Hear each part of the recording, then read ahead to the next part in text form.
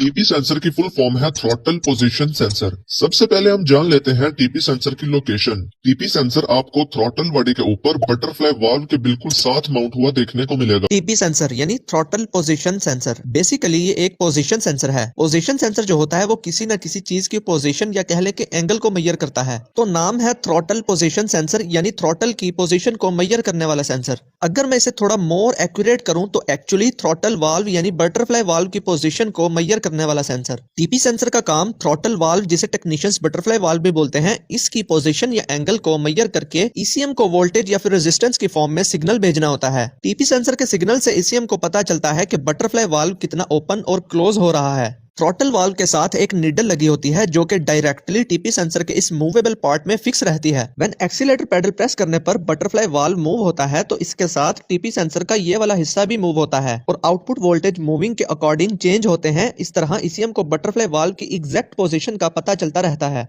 Basically butterfly valve की movement जब ECM को पता चलती है तो ईसीएम को मालूम हो जाता है कि कितनी अमाउंट में एयर इंजन में जा रही है, कितनी सक्शन या फिर वैक्यूम इंजन में बन रहा है। ईसीएम दूसरे इंजन सेंसर्स के इनपुट के साथ टीपी सेंसर की इंफॉर्मेशन यानी सिग्नल्स को इग्निशन टाइमिंग, फ्यूल इंजेक्शन यानी फ्यूल की डिलीवरी और आइडल स्पीड को कंट्रोल करने में इस्तेमाल करता है। टीपी सेंसर की इंफॉर्मेशन इंजन की स्मूथ एक्सेलरेशन के लिए निहायत मददगार और हेल्पफुल रहती है। और एक और बात, जिन गाड़ियों में एडीएस सिस्टम यानी auto braking, traction control, cruise control वगैरह होता है, उन गाड़ियों में आमतौर पर इलेक्ट्रॉनिक थ्रॉटल बॉडी होती है और इसके अंदर टीपी सेंसर के सिग्नल्स को ABS, cruise control, traction control वगैरह के लिए भी इस्तेमाल किया जाता है।